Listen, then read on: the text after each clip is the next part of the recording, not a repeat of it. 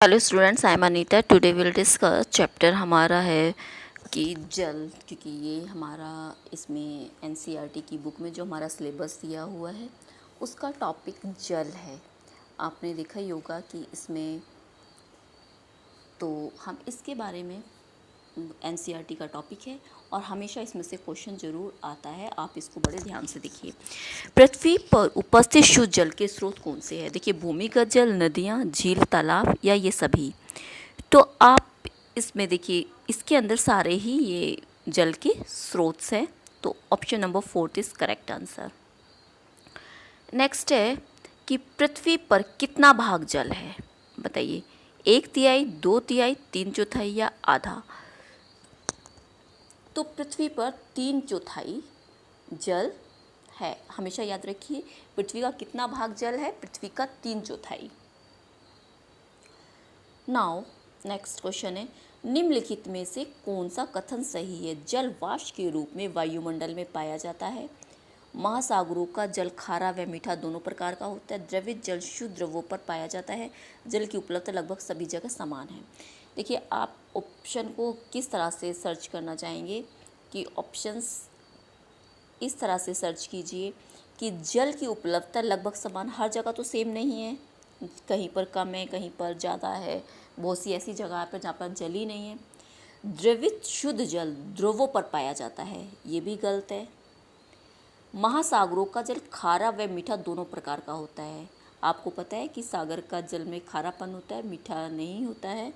तो ये ऑप्शंस भी गलत हो गया आपका, ये ऑप्शंस भी गलत हो गया। जल वाष्प के रूप में वायुमंडल में पाया जाता है। It is a correct answer, ये आपका करेक्ट आंसर है।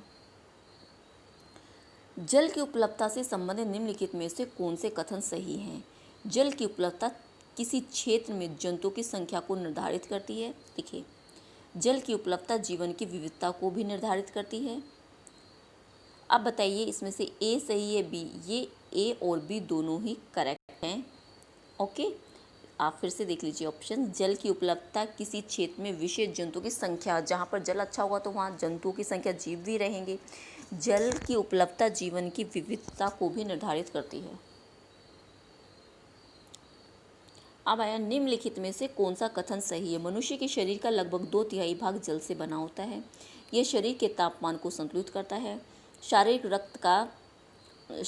रक्त का 80 भाग जल होता है। देखिए, option number 4 is the correct answer. निम्नलिखित में से कौन सा कथन सही है? जल का सर्वाधिक घनत्व 4 सेल्सियस होता है। जल का हिमांक 100 सेल्सियस होता है। जल का क्वथनांक 0 सी सेल्सियस होता है। जल का रासायनिक सूत्र H2O होता है। तो इसमें कौन सा आंसर आपका सही है? आप किसकी तरफ जाएंगे? देखिए, इसका answer first is the correct answer.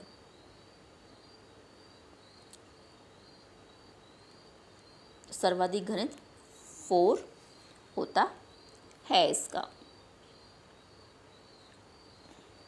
Next चलते हैं। निम्नलिखित कथनों पर विचार कीजिए। जल किसी भी तापमान पर वाष्पीकृत हो सकता है। जल किसी भी तापमान पर वाष्पीकृत हो सकता है। जल किसी भी तापमान पर वाष्पीकृत हो सकता है। देखिए, जल सिर्फ क्वथनांक बिंदु पर ही वाष्पीकृत होता है। जल क्वथनांक का 100 सेल्सियस होता है। उपरोक्त में से कौन सा सही है? अब आपका ऑप्शन नंबर आप देख ही रहे हैं, इसमें से आप किसको 7th में से किसको सही बताएंगे? तो देखिए, इसका आंसर आपका सबसे ऑप्शन नंबर ए और C, it is a correct answer इसमें है। ए जल तापमान पर वाष्पीकृत होता है और सी, तो option number 2 it is the correct answer. Next चलते हैं। निम्नलिखित को सुमेलित कीजिए और स्रोत बताइए। देखिए, महासागर 97% है, ये बिल्कुल सही है। बर्फ़ के रूप में 2% है। भूमिगत जल 1 व तालाबों को झील। तो option number first it is the correct answer.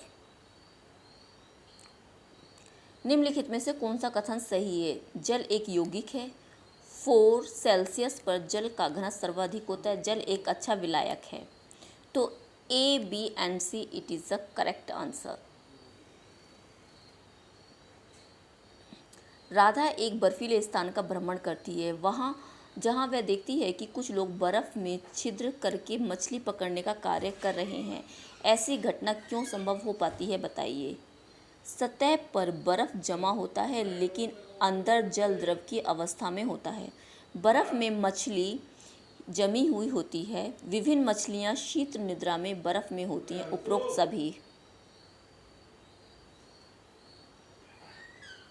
सतह पर बर्फ जमा होता है लेकिन अंदर जल द्रव की अवस्था में होता है। बर्फ मछली जमी होती है, बर्फ में मछली जमी होती है। देखिए, सतह पर बर्फ जमा होता है लेकिन अंदर जल द्रव की अवस्था में होता है। It is the correct answer. Mohan देखता है कि उसकी कक्षा में शिक्षक आर्द्रता को मापने वाले यंत्र को रेखाचित्र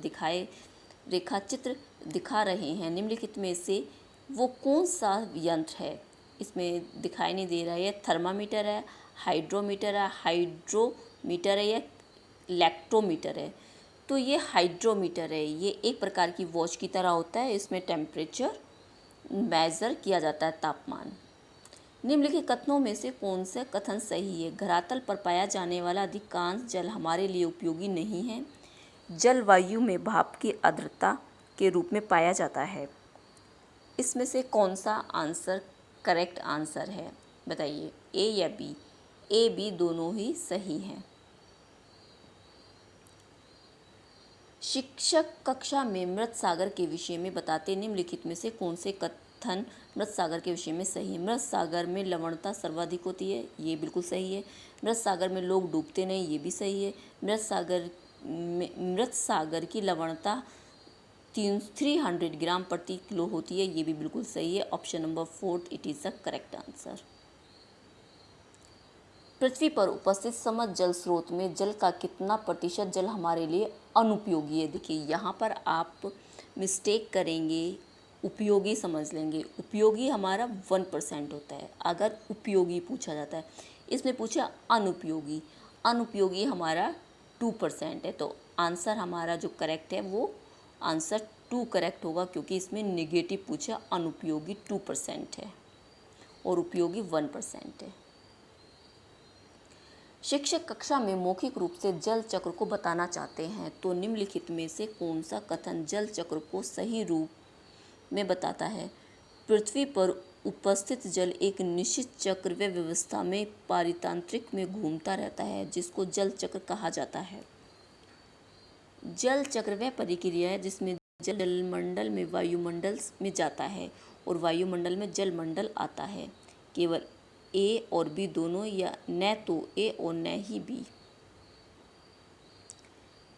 शिक्षक कक्षा में मौखिक रूप से, देखिए आपने देखा, पृथ्वी पर उपस्थित जल एक निश्चित चक्र व्यवस्था में पारितंत्र में घूमता रहता है, जिसको जल चक्र कहा जाता है। जल चक्र वह प्रक्रिया जिसमें जल जलमंडल में वायुमंडल में जाता है। और देखिए, तो इसका आंसर ए और बी दोनों, it is the correct answer.